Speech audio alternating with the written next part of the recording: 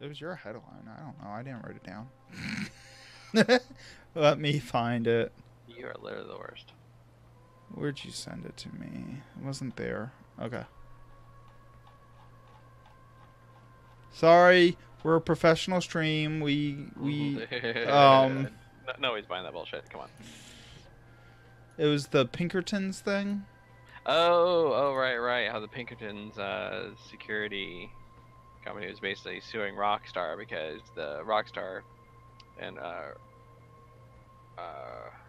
Red Redemption 2 was basically included the Pinkertons as, you know, essentially bad guys, which, you know, they have a history of not being the nicest people in you know, U.S. history, busting strikes and, you know, basically kind of being tough, strong arm. So the interesting thing is that basically, like, you know, like you know, the Pinkertons have been you know, kind of been used in a lot of works of art, you know, entertainment and whatnot, as kind of, you know, a pop-up bad guy. And so it, you know, like, one of the comments was that it's kind of interesting that they kind of choose Rockstar to do this. And of course the obvious answer is like, well, Rockstar has a fuck ton of money, you know? Right, and it's just skyrocketing in popularity and right, you know, and I mean, you know, like, yeah, they're making a ton of money off of this, and so it feels very much like you know, the Pinkertons are basically kind of like, you know, going, oh no, these people are totally insulting us and making fun of us, and we totally need damages from these people. right. Yeah, I when you brought the article to me, I didn't know anything about the Pinkertons, so I you know, do that research thing that I don't usually do. Right.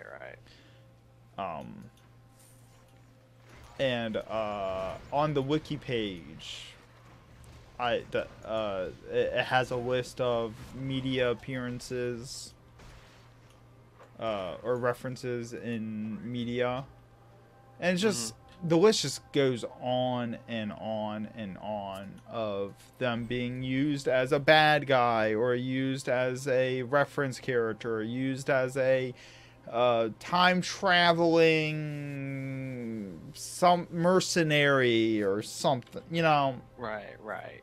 I'm just like, really, you guys are gonna pick a fight now? I guess the game must be making enough money for you to want to sue them. Right, and yeah, that seems to kind of be the case here, is that they're, you know, it's making enough money that, you know, suddenly it's kind of a juicy target to sell to or to sue. Yeah, I was reading, apparently the main protagonist for BioShock was supposedly a Pinkerton. Yeah. Which I didn't know that. And I'm like, you guys didn't go after BioShock? Which that actually made me a little curious if they even knew what the heck BioShock was. Right. Well, I mean, yeah, maybe they didn't. I mean, that's why they didn't sue. But yeah, it's one of those interesting things that, you know, like, you know, and of course, you know, they kind of the justification for it is like, well, you know, where, yeah, it's fair use because, you know, they're a historical entity. This is a, you know, and, you know, we're talking about historic. It's like, you know, like saying, you know,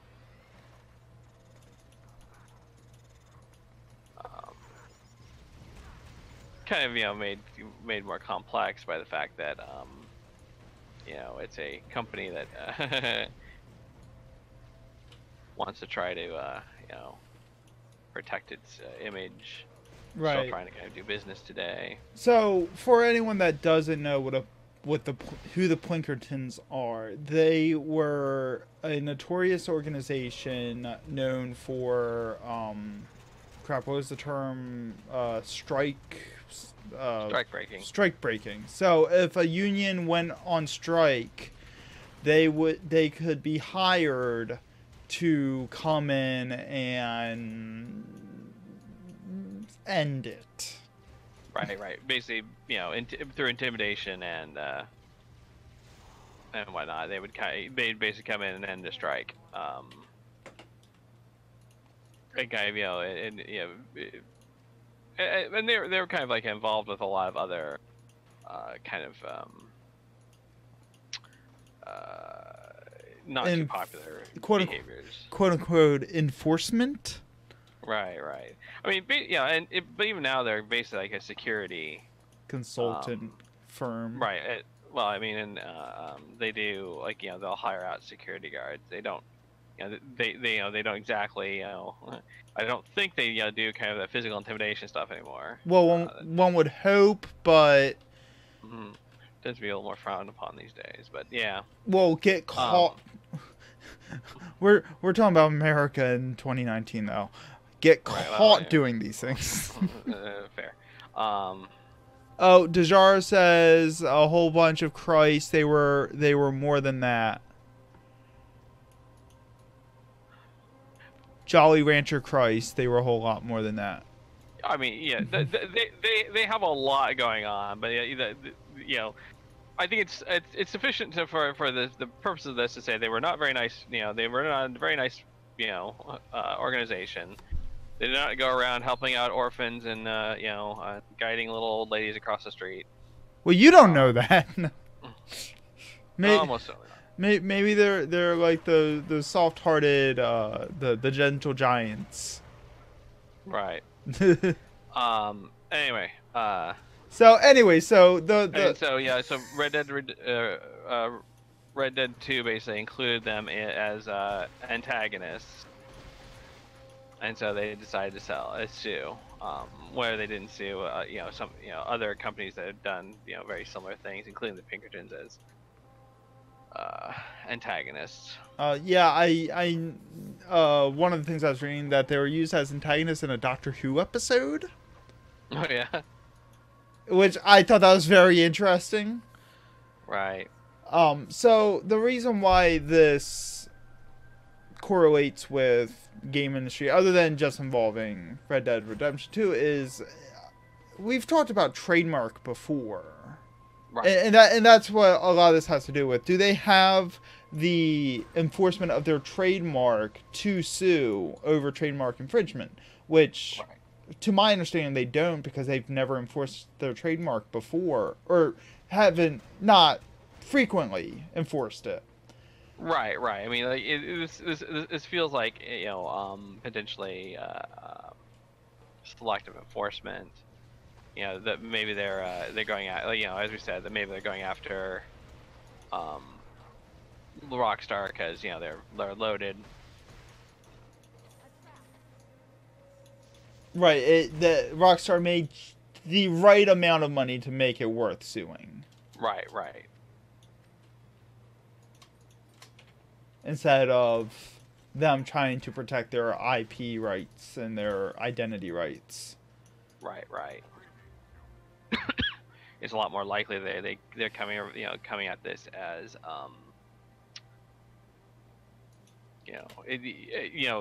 doing kind of some business calculus and saying yes, it's worth trying to. It's worth trying to to sue this group because the money is worth it. Where you try to sue a Doctor Who. Right. I mean, it's a popular show, but it is a low budget show. Well, I guess more recently it's been a little higher budget, but I mean, yeah. Suing the BBC is not particularly productive for money. Right. Well, because we've talked about trademark law in relation to fan games in the past, where that's where a lot of companies justify takedowns on fan games is, oh well, we have to protect our IP or we'll lose the IP. It's a threat to our trademark. Right. And if if this organization had the same mentality, they would have been much more proactive, I feel. Yeah, I mean, they should have been, yeah, because like, yeah, trademark, you have to very carefully, guard your trademark in general, Mm-hmm. because trademark intellectual property is one of the few that you can actually lose. From lack of enforcement. Right. And you really got to be careful because, yeah, there's a lot of like really kind of oddities about trademark enforcement. Mm-hmm. Like what's interesting is like sometimes you can lose some of your trademark because it's become a generic term. This is why, like, for example, they're not Kleenex, they're Kleenex brand tissues. Right. And sorry, go ahead. Yeah, I think the one example that comes to my mind is Xerox. Oh yeah. Where they lost some of the strength of their trademark because Xerox became synonymous with photocopying. Mm-hmm. The Xerox machine need to get this Xeroxed. I need to. Right. And so, I think another one was Tang, because it became synonymous with like orange juice. Orange drink, yeah. Yeah. Which actually, I do have a little bit of a funny tangent about that. I was listening to an astronaut on a podcast a couple years ago. Mm-hmm. And I forget who it was, but he was saying that legally they do not take Tang into space. It's orange flavored drink mix. Right. Because they can't promote a brand like that. Oh, we take Tang into space. Woo, promotional deal. Right. Yeah, everything becomes commercialized, even what astronauts take into space in order to drink properly. Mm-hmm. It was just a really interesting conversation here where he's just like, oh no, we don't drink Tang, we drink orange flavored drink mix. Right. And he had a whole bunch of them, like Kleenexes. Oh no, they're tissues, and facial tissues, yeah. I think he said that they had Oreos, but they didn't call them Oreos. They were chocolate sandwich cookies. Yeah, something like that. It was just the further down he got on his list, the more just ridiculous it became. Right. I'll have to find that list sometime and do a follow up because it was funny. But anyways. But yeah, I mean, so this is kind of the same thing that the Pinkertons are dealing with is like they've been kind of selective in how they've enforced their trademark with other work. So like that you kind of have to kind of look at what's the motivating this time. Mm-hmm. The Illuminati. Actually, has the Illuminati symbol been trademarked by anyone yet? Uncertain. Like, that would seem odd, but somebody needs to get on that. I mean, could you imagine a troll trademarking the Illuminati on the internet? How many videos he could content strike? Well, I mean, usually the trademark office won't give. The USPTO, U.S. Patent and Trademark Office won't.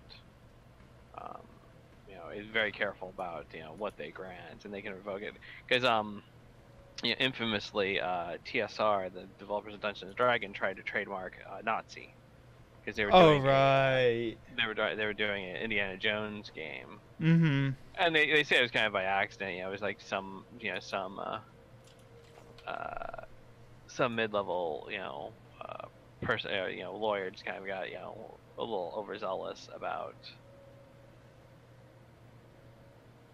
About getting the trademarks and their copyrights done. Right, and so. But that's why you gotta keep an eye on your lawyers, because they will do whatever they want to. If you don't, they gotta justify those billable hours one way or another. Exactly, like that's all they care about.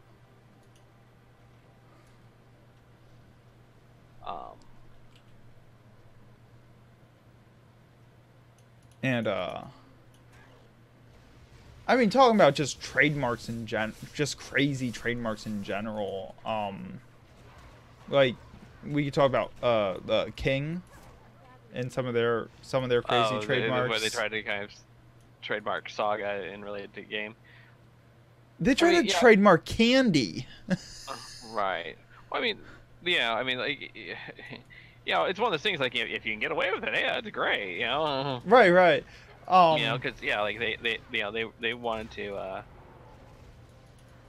I mean, to be fair, like they did invest a lot of time and effort into making Candy Crush Saga a big thing. But yeah, but then it becomes like when you get overly broad trademarks.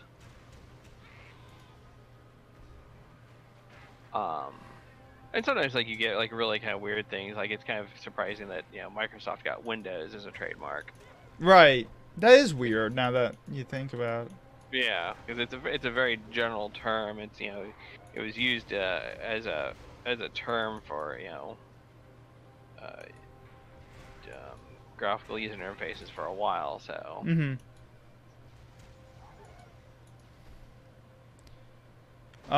What's another crazy trademark that I heard about? I just had one on top of my head. Crap, I lost it. Yeah. No, I should have I should have realized where this conversation was gonna go, and then research some more things about it. Crap. Oh God, what was it? I think EA had tried to file for some insane trademarks at one point. Mm-hmm. Microsoft trying to trademark Word. Dejara says. Yeah.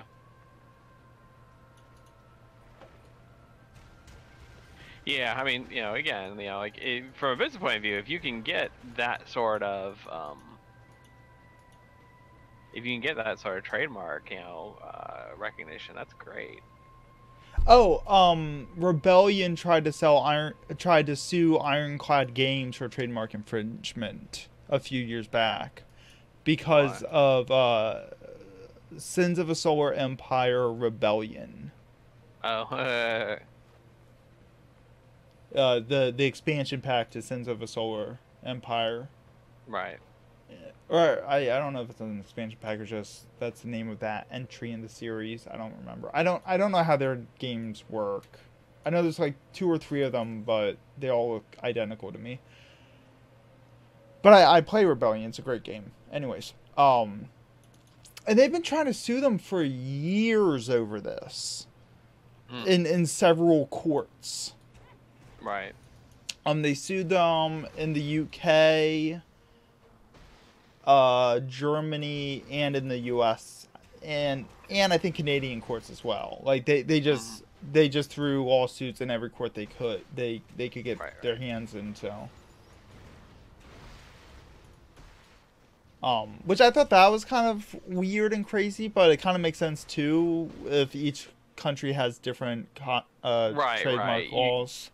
Right, and it's one of those things that if they can kind of find a venue that's sympathetic to their side. Right. Because it's like because it's one of those things like they could potentially be forced to rename because you don't want to be you don't necessarily want to be have completely different names in all these different areas. Right. So if you lose in Germany, well, instead of sometimes you can just do like a German version of the game. Given more international stuff these days, like it'd probably make more sense for you to kind of rename everywhere instead of just having the special German name with the special German. But because companies have done that in the past, had have different specific versions for specific markets. Right. Actually, that does remind me of something. I'm not sure if you want another tangent. Yeah, go for it. You know me and my tangents.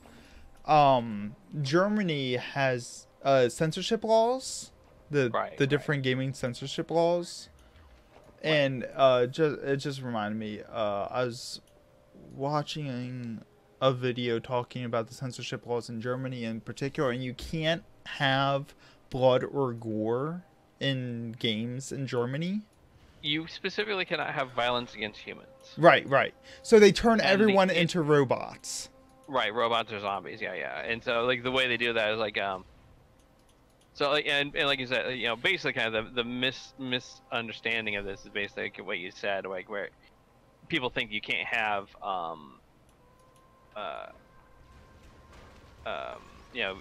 blood or gore but that's kind of the indicator, right? That it's attack against a human.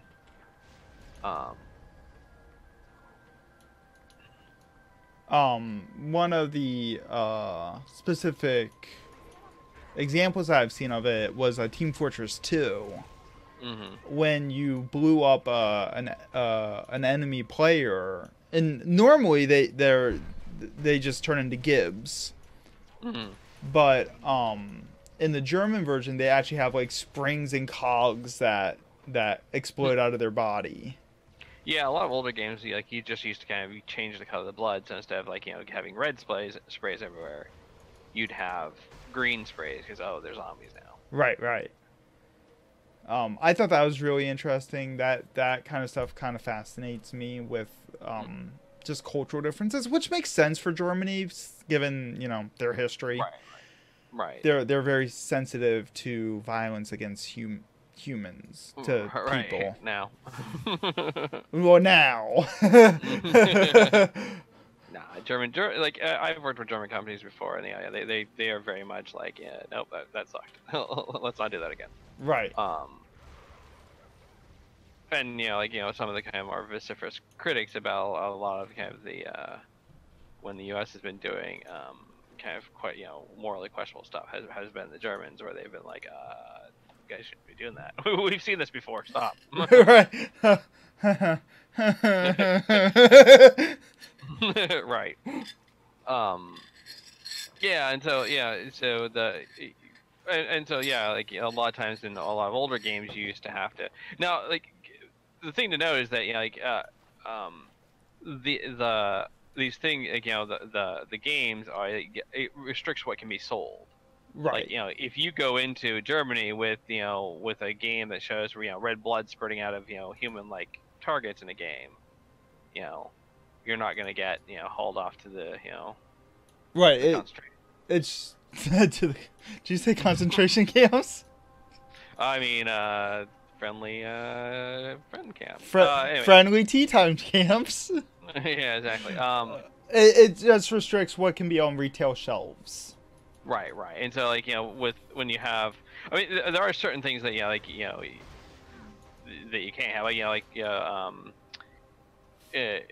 swastikas, are kind of like a verboten, we'll say.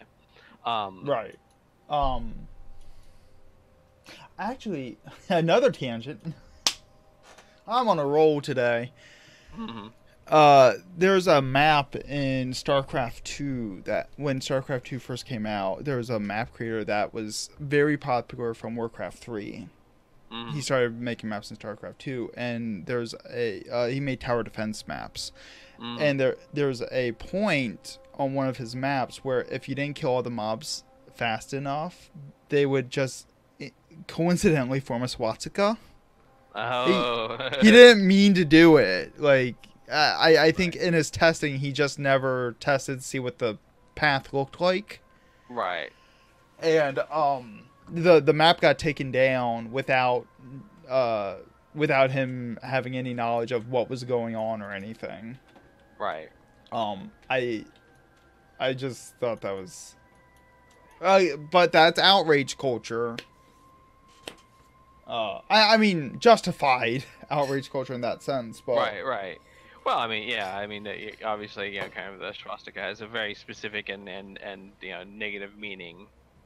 right. And like I said, like, the Germans are very much like, yeah, let's, that's the past. We recognize we did bad. We don't want anything possibly to bring this up again.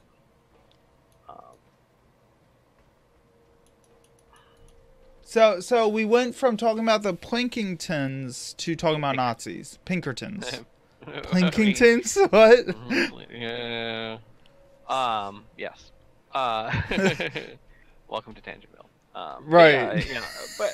But anyway, so yeah, but I think we covered a lot of interesting topics where we, trademark protection, and then how games have are sometimes divided up by regions based on regional. And kind of going back, Germany isn't the only one. China, famously, does not want does not like anything that has to do with like the afterlife. right, skulls and skeletons and things like that, which actually required